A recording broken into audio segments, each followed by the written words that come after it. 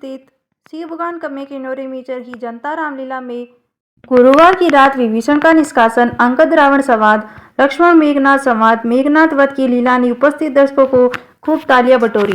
रामलीला शुरू होने से पूर्व हेमंत तावड़े, अमित पंत व संदीप कुमार ने भगवान श्री राम की पूजा अर्चना की।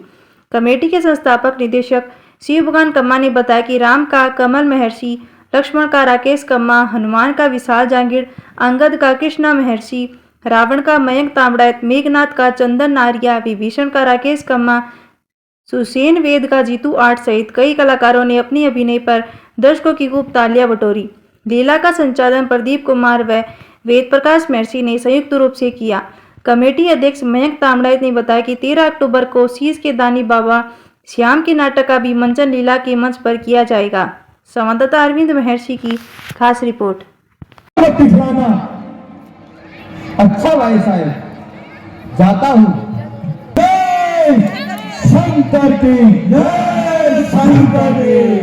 मेरे सूरवीर सरदारों, आज सौभाग्य से वो घड़ी आ गई है जिसका योद्धा सूरवीर बड़ी उत्कंठा से प्रतीक्षा किया करते हैं।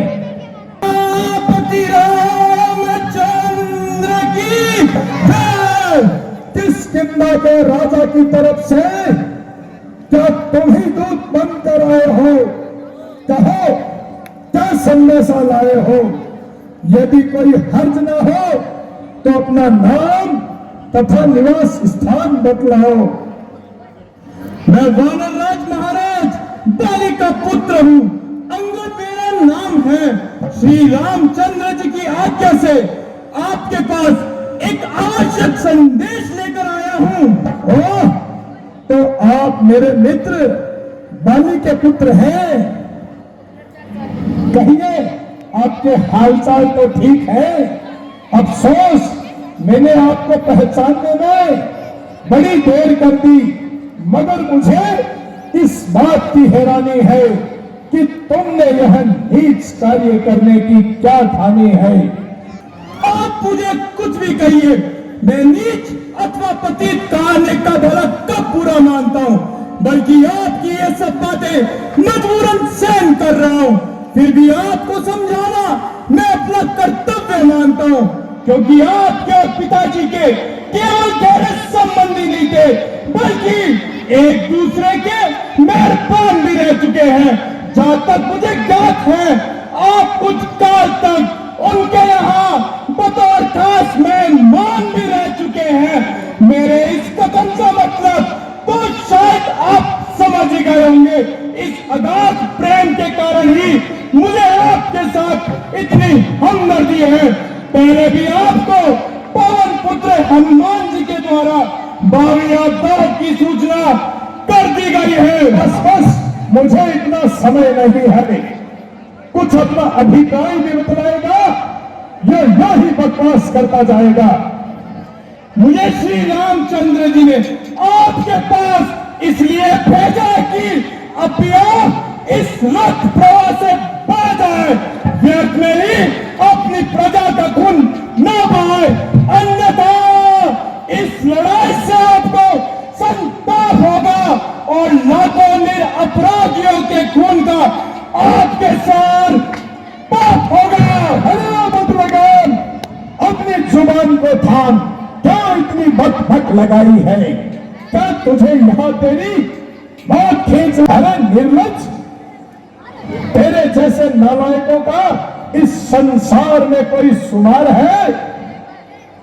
बाप के घातकों का बदला लेना तो दूर, उल्टा उन्हीं का मददगार बनकर आया है।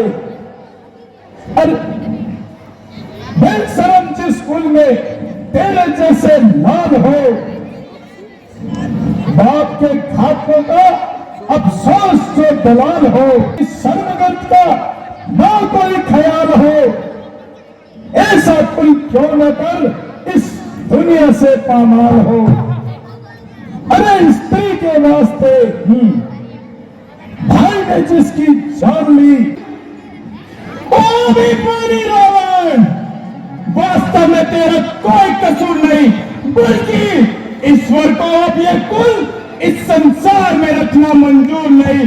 होनी के काल चक्र ने तेरी बुद्धि पर बिल्कुल पर्दा डाल दिया है और सोच विचार का आज है मेरा यहाँ आना बेफायदा हुआ। वक्त है अब भी संभाल, क्यों मौत का सैदा हुआ। तेरी बातों से ही तेरा ख्याल पे कायदा हुआ। क्या विभीषण आपके कुल में पैदा नहीं हुआ। फिक्र मेरे बाप की होने वाली वही हालत हजरत आपकी शक्ति थी तेरे पास तो मेरे पास चला आता। तेरे बाप के घाटों का बदला मैं उसी क्षण चुका देता। लेकर इतना कमान जहाँ स्रोत पानी है, तेरे जैसे आना गुजरे ना कुछ बाकी निशानी है। अरे हट दूर हो जा, क्या मुफ्त में कान खाए हैं। तेरे जैसे बच्चे तो मैंने आज तक पढ़ाए हैं। अरे पढ़ाए होंगे जब कभी जिस दिन से आप आपेंगे, मगर अब तो अकल मारी गई। आकर के बुढ़ापे में जुआ तो रूप और जाहिल क्या भट भट लगाई है। क्या किसी बेअकल ने तुझे अकल भी सिखाई है। अकल होती तो क्या था, इस अकल का ही तो रोना है।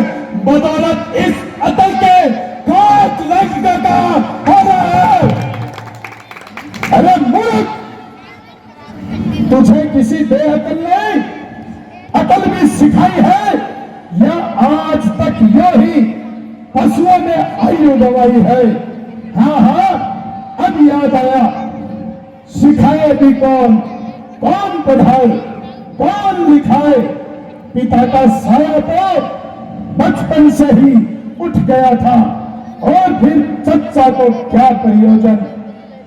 वो तुझसे चाकरी करवाता रहा और फिर चच्चा भी कौन, भला सुग्रीव जिसने सगे भाई का रक्त पिया।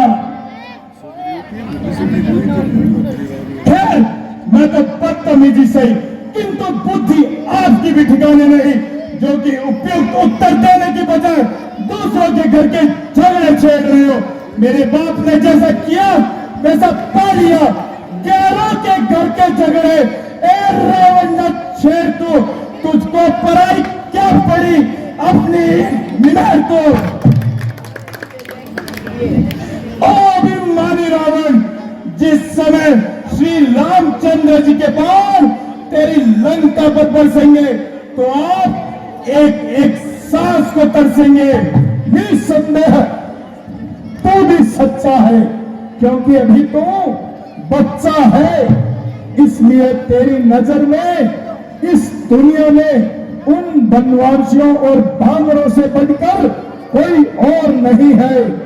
परंतु तू ये याद रख, सारी सृष्टि तुझ जैसे कपूतों से नहीं भरी है।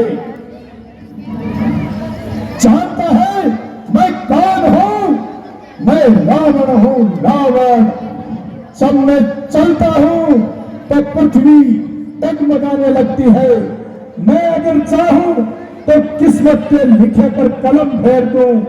तुझको नहीं मालूम कि मैं काम जीतने वाला हूं, जिसके कांटे का मंत्र नहीं, ऐसा भुजंग विष वाला हूं। अरे मैंने अपनी इन भुजाओं से कैलाश पर्वत को उठाया है। यम इंद्र कुबेर वरुण को बाणों से थर्राया है। सूर्यदेव संकेतों पर पूर्व से पश्चिम को जाता है। इच्छा से मेरी पवन देव ठंडाता है, गर्माता है। अरे मुझसे पंडित मुझसे होगा, त्रिभुवन में कोई न दूसरा है। अपने मस्तक काट कर शंकर को मैंने टूटा है। मौत नाच लाई तेरे सर पर, अंत समय में तुझको आस है। जिनकी गाथा तू गा रहा वो सब प्रभु श्री राम के साथ है।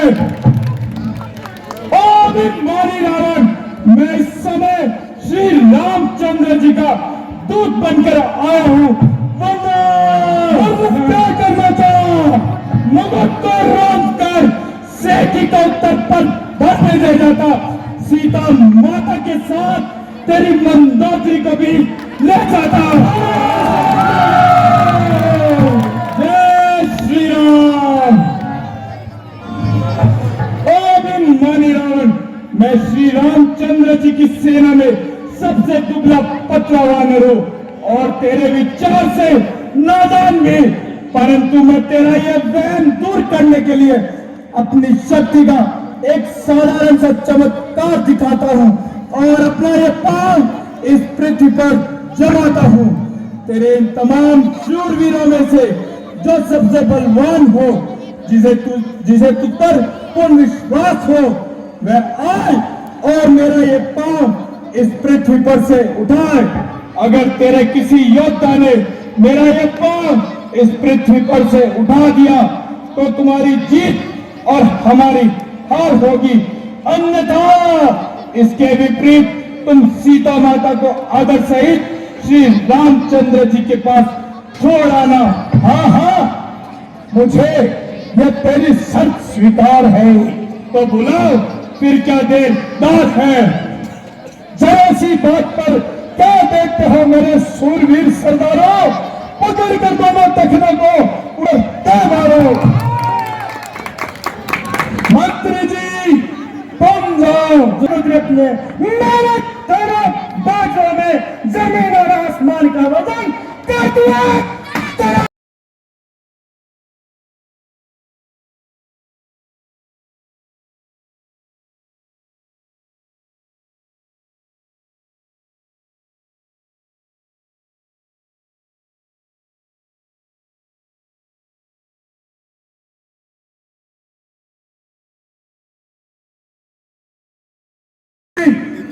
तुम जाओ और अपनी वीरता का परिचय दिखलाओ।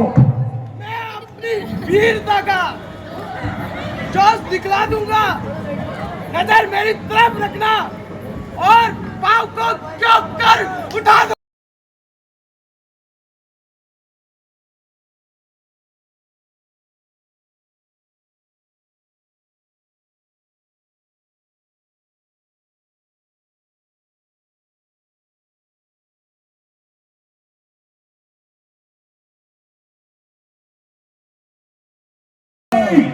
तुम जाओ।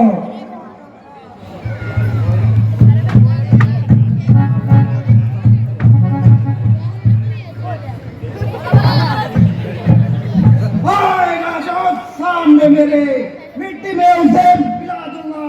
ये पाँव चीज क्या है, इसे बाया से उठा दूंगा।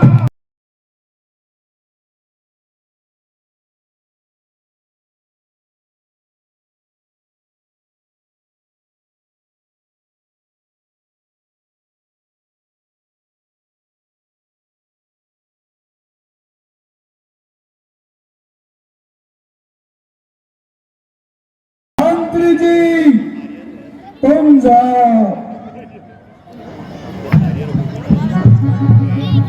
मैं चाहूँ तो अगर आसमां एक कर दूं, जाओ एक कर दूं।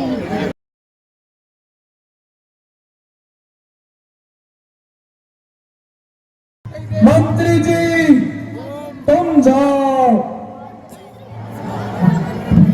ये पाँव बहुत कमजोर है, उठाने की क्या बात है, उठा दो सैकड़ों, इसकी क्या औकात है।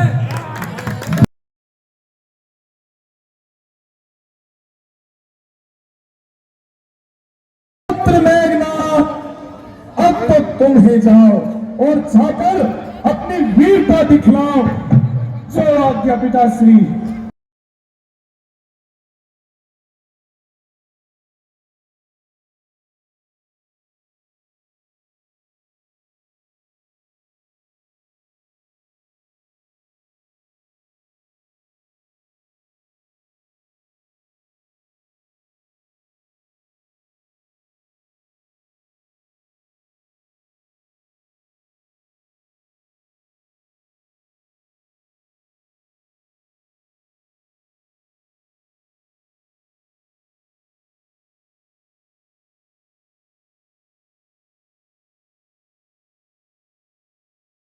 मुझे आश्चर्य है कि आज तुम सब योद्धाओं की वीरता को क्या खुल लग गया है, जो इतने योद्धाओं में से एक भी इसका पांव नहीं उठा सका। अरे उठाना तो दूर, हिला तक नहीं सका। खड़ा है सामने अंगद, भ्रम अपना मिटा ले तू, और भी कोई बाकी बचा है तो उसे भी बुला ले तू। अभी है वक्त लंका को तबाही से बचा ले तू। शर्म की है जा अब भी प्राण अपने निभा ले तू। न ये वक्त फिर मिलने का, अगर इस वक्त चूकेगा फलक आंसू बहाएगा, जमाना मुंह पर टूटेगा। निर्लज, हाँ बाबर, क्या कैंची की तरह जुबान चला रहा है। मैं अभी तेरा अभिमान तोड़ देता हूँ। अरे अब पांव को चीज ही क्या है, मैं तेरा अस्तित्व ही इस संसार से मिटा दूंगा।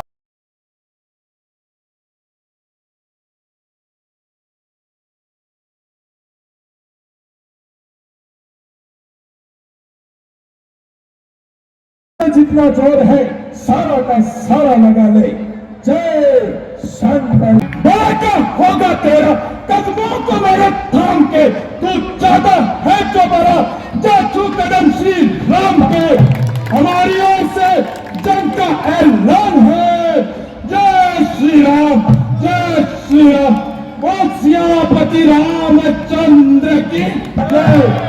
वास्तव में वो वनवासी हमसे डरते हैं, इसीलिए बार बार दूत भेजकर सुलह करने का प्रयास करते हैं, मगर उनको यह मालूम नहीं कि यहाँ कौन सी मोम की नाक है जो जल्दी से पिघल जाएगी।